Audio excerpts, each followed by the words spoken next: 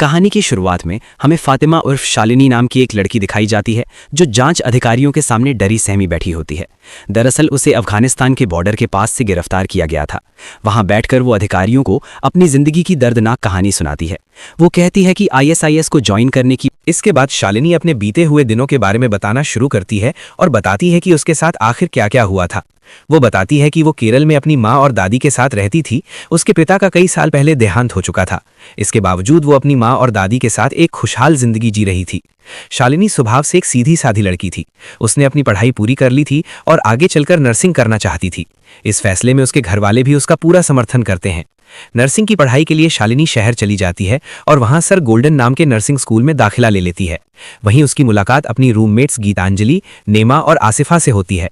शालिनी और गीतांजलि हिंदू धर्म से ताल्लुक रखती थीं, नेमा कैथोलिक थीं जबकि आसिफा मुस्लिम थी। चारों एक साथ रहने लगती हैं और कुछ ही समय में उनकी दोस्ती गहरी हो जाती है।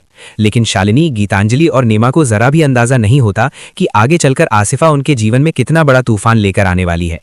एक दिन चारों साथ बैठी होती हैं, तभी अचानक एक आदमी उनकी तस्वीर क्लिक करता है। दूसरी ओर हमें दिखाया जाता है कि आसिफा अपने कुछ साथियों से बातचीत कर रही होती है। ये वही गैंग होती है जो लड़कियों का ब्रेन वॉश कर उन्हें बाहर भेजने का काम करती है। इसके बाद आसिफा अपनी सहेलियों को बाहर खाना खिलाने के लिए ले जाती है। खाना शुरू करने से पहले आसिफा और नेमा दुआ करने लगती हैं। ये देखकर शालिनी उनसे पूछती है कि वे ऐसा क्यों कर रही हैं। तब आसिफा समझाती है कि खाना खाने से पहले अल्लाह को याद करना जरूरी होता है। यहीं से आसिफा धीरे धीरे उनका ब्रेन वॉश करना शुरू कर देती है। वो अक्सर सिर्फ अल्लाह की बातें करने लगती है और बाकी सभी धर्मों पर सवाल उठाने लगती है। वो कहती है कि किसी भी और भगवान को मानने की जरूरत नहीं है। आसिफा ये भी समझाने लगती है कि दूसरे धर्मों के भगवान अपने लोगों को सही रास्ता नहीं दिखाते और जो अपने बच्चों की रक्षा नहीं कर सकते उन्हें पूजना बेकार है। इसी वजह से वो उन लड़कियों को सिर्फ अल्लाह पर विश्वास करने और उसके नियमों को मानने के लिए प्रेरित करती है। इसी बीच ये भी बताया जाता है कि बाकी लड़कियों का घर हॉस्टल से काफी दूर था, जबकि आसिफा का घर हॉस्टल के बहुत पास था। इसी बात का फायदा उठाकर वो उनसे कहती है कि उन्हें रोज घर जाने की कोई जरूरत नहीं है। वे चाहें तो उसके साथ उसके घर पर रह सकती हैं। लेकिन हकीकत ये थी कि वो घर उसका असली घर नहीं था। असल में वो जगह एक ऐसा अड्डा थी जहां पूरी प्लानिंग के तहत प्रोपेगेंडा फैलाया जाता था और मासूम लड़कियों का मानसिक शोषण कर उनका ब्रेन वॉश किया जाता था। आसिफा वहां उन्हें अपने कथित भाइयों के बारे में बताती है और कहती है कि उसके 2 भाई हैं, रमीज और अब्दुल। कुछ समय बाद वो उन लड़कियों की मुलाकात अपने नकली भाइयों से करवाती है और धीरे धीरे उनके बीच दोस्ती भी करवाती और उसके बाद वो उन सबको अपने घर भी ले जाती है और उसका एक नकली परिवार भी था और वो लड़के भी उनसे अल्लाह की बातें किया करते थे। और धीरे धीरे शालिनी और उसकी दोस्त को उनकी बातें अच्छी लगने लगी और असल में उनका ब्रेन वॉश हो रहा था और उन्हें इस बात की जरा सी भी खबर नहीं थी। और दूसरी तरफ हमें एक और स्टोरी दिखाई जाती है जो इस वक्त से कुछ साल बाद की थी, जहां पर शालिनी फातिमा बनके रह रही थी।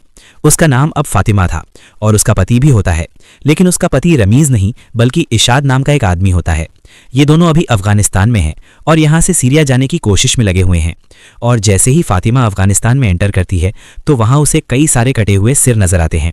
ये देखकर फातिमा को उल्टी आ जाती है और फिर हमें पता चलता है कि फातिमा दरअसल प्रेग्नेंट है और फातिमा का पति अफगानिस्तान में रहकर मिलिटेंट की ट्रेनिंग ले रहा है और वहाँ का माहौल बहुत ही ज़्यादा ख़राब है और यहाँ पर लड़कियों को बिल्कुल भी जीने की आज़ादी नहीं है। उन्हें कैदियों की तरह रखा जाता है। उन्हें लिपस्टिक लगाने पर भी जान से मार दिया जाता है। यहाँ से कहानी फिर से प्रेजेंट डे में जाती है, जहाँ फातिमा अपने कुछ रिलीजन के बारे में उन सबको सिखाती है और आसिफा के जो सीनियर हैं उस पर क्योंकि इस काम के लिए बहुत दिन हो गए थे और वो तीनों लड़कियां अभी तक पूरी तरह से उनके रिलीजन में कन्वर्ट नहीं हुई थी। फिर आसिफा एक प्लान बनाती है। जब वो तीनों मॉल में गई हुई थी तो वहां वो कुछ लड़कों को भेज देती है। वो लड़के उन तीनों से बदतमीजी करने लगते हैं, यहाँ तक कि वो लड़के उनके कपड़े भी फाड़ देते हैं और मॉल में खड़े सब लोग उनका तमाशा देख रहे थे।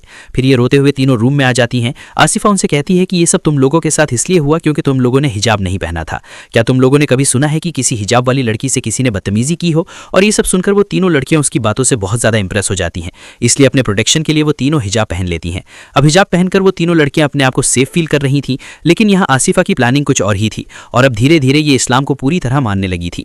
और यहाँ गीतांजलि और अब्दुल की नजदीकियां भी बढ़ रही थी। उन लोगों के साथ आज तक ऐसा कभी नहीं हुआ था। वो जो भी कह रहे थे वो लड़कियां करने के लिए तैयार थी। अब कुछ वक्त के बाद शालिनी और गीतांजलि अपने घर जाती हैं और उनको देखकर उनके घर वाले हैरान थे क्योंकि उन दोनों ने हिजाब पहना हुआ था और वो अपने घर वालों को ये भी कहती हैं कि उन्हें हिंदू धर्म ने नहीं बल्कि इस्लाम को अब शालिनी और गीतांजलि वापस आ गए थे और कुछ दिन के बाद इन्हें पता चलता है कि शालिनी प्रेग्नेंट है और रमीज शादी करने के लिए तैयार नहीं था क्योंकि दोनों के रिलीजन अलग हैं। फिर शालिनी कहती है कि क्या मैं अपना धर्म चेंज कर लूंगी तो क्या फिर तुम मुझसे शादी कर लोगे। इस बात पर रमीज हाँ कर देता है और फिर शालिनी अपना धर्म परिवर्तन कर लेती है और उसके साथ साथ गीतांजलि भी अपना धर्म परिवर्तन कर लेती है। अब इन लोगों ने धर्म परिवर्तन तो कर लिया, इसके बाद उनकी लाइफ में और भी ज्यादा प्रॉब्लम्स आना स्टार्ट हो गई थी। रमेश शालिनी को छोड़कर जा चुका था।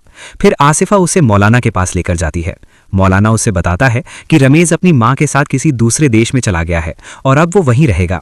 दरअसल रमेश कहीं नहीं गया था, वो पीछे से छुपकर ये सब कुछ देख रहा था। अब इस हालत में है कि वो अपने घर भी नहीं जा सकती थी। मौलाना कहता है कि शादी से पहले प्रेग्नेंट होना ये बहुत बड़ा पाप है और बच्चे को मारना इससे भी बड़ा पाप है। फिर वो उसे इशाद नाम के आदमी के बारे में बताता है और वो उसे ये बात क्लियर कर देता है कि वो आदमी तुमसे शादी भी करेगा और तुम्हारे बच्चे का अच्छी तरह ख्याल भी रखेगा और अल्लाह तुम्हें माफ़ करे, इसलिए तुम्हें सीरिया जाकर एक बार अपना सिर वहाँ झुकाना होगा, इससे तुम्हारे पापों का अंत हो जाएगा। और शालिनी उनकी कही हर एक बात मानने को तैयार थी और वो इशाद से शादी कर लेती है। और क्योंकि शालिनी बहुत दिनों से अपने घर नहीं गई थी इसलिए उसे ढूंढते हुए उसकी माँ वहां पहुंच जाती है, लेकिन उसके आने से पहले उसकी शादी हो चुकी थी। लेकिन वो लोग उसकी मां को शालिनी से मिलने नहीं देते और वहां से शालिनी को ले जाने लगते हैं। उसे वहां ये कहा जाता है कि वो हनीमून के लिए कोलंबो जा रहे हैं। असल में वो लोग सीरिया जा रहे थे और ये सब प्लानिंग के मुताबिक हो रहा था, इसलिए पासपोर्ट वीज़ा उनके पहले से ही बने हुए थे। वो वहां से उसे अफगानिस्तान ले जाता है और ये कारोबार तो उनका बहुत पहले से चल रहा है, इसलिए ये सब करना उनके लिए आम बात थी। और दूसरी तरफ अब्दुल भी अपने साथ गीतांजलि को सीरिया ले जाना चाहता था, लेकिन यहाँ गीतांजलि सीरिया जाने से साफ मना कर देती है।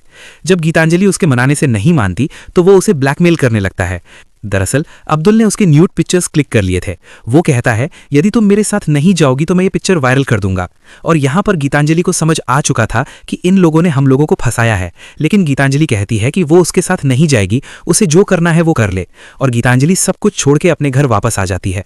और अब्दुल और मौलाना को गीतांजलि की ज़रूरत भी नहीं थी क्योंकि वो उनकी बात मानने वाली नहीं थी, लेकिन अब्दुल उसकी सारी पिक्चर्स को वायरल कर देता है। और गीतांजलि को जब इस बारे में पता चलता है तो वो बहुत ज़्यादा घबरा जाती है और उसके पास दूसरा कोई ऑप्शन नहीं था, इसलिए वो अपनी जान दे देती है। और यहाँ शालिनी की दोस्त नेमा उसे कॉल करती है। शालिनी अभी भी अफगानिस्तान में थी और वो उसे सारी सच्चाई बता देती है कि हम लोगों के साथ धोखा हुआ है, हमें इन लोगों ने एक जाल में फंसा और आसिफा ने ये सब खेल रचा था जिसमें हम सब फंस गए। फिर नेमा उसे गीतांजलि के बारे में भी बताती है कि उसने अपनी जान ले ली। वो उसे अपने बारे में भी बताती है कि आसिफा ने मुझे एक लड़के से मिलवाया और उस लड़के ने मेरी ड्रिंक में बेहोशी की दवा मिला दी। इसके बाद वो मुझे अपने घर ले गया और वहाँ मेरे साथ गैंग रेप हुआ। ये सारी बातें सुनकर शालिनी बहुत ज़्यादा घबरा गई थी, लेकिन उसे इशाद पर अभी भी विश्वास था। कुछ वक्त के बाद शालिनी एक बच्चे को जन्म देती है। वो सबसे पहले इस खबर को अपनी माँ तक पहुँचाना चाहती है। फिर शालिनी वहाँ एक औरत के फ़ोन से अपनी माँ को मैसेज कर देती है क्योंकि कॉल करने में उनके पकड़े जाने का खतरा था। शालिनी जैसे ही वहाँ से बाहर निकलती है, उस औरत को कुछ ही देर में कुछ लोग उसके बाहर जाते ही उस औरत को मार देते हैं, जिस औरत की मदद से उसने अपनी माँ को मैसेज किया था। जैसे तैसे करके शालिनी यहाँ से बचकर अपने घर पहुँचती है और कुछ दिन के बाद इशाद के कुछ साथी उसके घर आते हैं और वो उसे बताते हैं कि इशाद शहीद हो गया है। फिर वो लोग शालिनी और उसके बच्चे को अपने साथ ले जाने लगते हैं। वहाँ कुछ और भी औरतें थीं। वो लोग शालिनी के बच्चे को उससे अलग कर देते हैं और उन्हें यहाँ से वहाँ भेजा जाता है। जब शालिनी एक जगह पर पहुँचती है तो उसे पता चलता है कि इशाद अभी भी जिंदा है और सच्चाई ये थी कि इशाद ने बस उसका यूज़ ही किया था। शालिनी प्रेजेंट डे में बताती है कि जो भी उनके साथ औरतें थीं उनके साथ रोज़ बलात्कार किया जाता था। और यहाँ इंडिया में नेमा पुलिस के पास जाती है और उन्हें सारी सच्चाई बताती है कि केरल में हर साल हज़ारों लड़कियों का धर्म परिवर्तन किया जाता है और इतनी सारी लड़कियाँ यहाँ से गायब होती हैं। क्या आपको मालूम भी नहीं है? लेकिन पुलिस वाले उसकी बातों पर यकीन नहीं करते और उसकी FIR भी दर्ज नहीं करते। अगले दिन उन लोगों को एक और जगह में ले जाकर बंद कर दिया जाता है। दरअसल जब इन महिलाओं के शौहर की डेथ हो जाती है तो इन्हें रखेल बना लिया जाता है और इन्हें एक जगह से दूसरी जगह भेजा जाता है और इनका शोषण किया जाता है। शालिनी उस जगह पर ऊपर की ओर देखती है जहां से बाहर निकला जा सकता था और उसने मैपिंग अच्छी तरह की हुई थी, इसलिए जगह को देखकर उसे पता चल जाता है कि वो शायद सीरिया और तुर्की के बॉर्डर के नज़दीक है। वो 2 लड़कियों को अपने साथ ले जाती है और वहां से भाग जाते हैं, लेकिन आतंकी उन्हें देख लेते हैं और उसके साथ वाली 2 लड़कियों को मार गिराते हैं। पर शालिनी वहां से बचकर निकल जाती है। चारों तरफ रेगिस्तान था। वो चलती रहती है, लेकिन उसका शरीर कमज़ोर पड़ चुका था और कुछ दूर चलते हुए वो गिरकर बेहोश हो जाती है। 17 घंटे बाद जब उसे होश आता है तो वो अपने सामने एक ड्रोन को पाती है जो उसके ऊपर मंडरा रहा था। और फिर यहाँ से कहानी प्रेजेंट में आती है, जहाँ वो अपनी कहानी उन अफसर के सामने सुना रही थी। इस तरह शालिनी अफगानिस्तान की आर्मी के हाथ लग गई थी। शालिनी उन अफसर से कहती है कि यदि आप मुझे इंडिया भेज देंगे तो मैं उन सब का खुलासा कर सकती हूँ जो लोग इस आतंक में शामिल हैं। फिर लेडी अफसर उससे कहती है कि तुम एक आतंकी हो और तुमने एक आतंकवादी का साथ दिया है। तुमने आतंकी बनने की ट्रेनिंग ली और फेक पासपोर्ट लेकर 3 देश पार किए। तुम पूरा 1 साल एक आतंकी के साथ रही हो, फिर हम तुम्हें बेगुनाह कैसे माने? तुमने एक आतंकी का साथ दिया, इसलिए तुम्हें इंडिया में भी सजा मिलेगी। तुम हम पर भरोसा रखो, तुम्हें हमारी जेल में सुरक्षित रखा जाएगा और तुम्हारे बच्चे को भी हम ढूंढने की कोशिश करेंगे। शालिनी लास्ट टाइम अपनी माँ से बात करती है, लेकिन वो अपने हालातों के बारे में नहीं बताती। वो कहती है कि मैं ठीक हूँ और घर आने की कोशिश करूंगी। वैसे तो नीमा ने उसकी माँ को शालिनी के बारे में पहले ही सब कुछ बता दिया था। अब शालिनी को जेल में ले जाया जाता है। वहाँ एक बच्ची उसका हिजाब खींचकर आग में जला देती है। इसका मतलब ये था कि उसे अब इसकी कोई ज़रूरत नहीं है। अब शालिनी अपना नाम फातिमा नहीं बल्कि असली नाम शालिनी उन्नी कृष्णन बताती है। तो दोस्तों, ये थी हमारी आज की कहानी। हमारी कहानी आपको कैसी लगी कमेंट करके ज़रूर बताइए।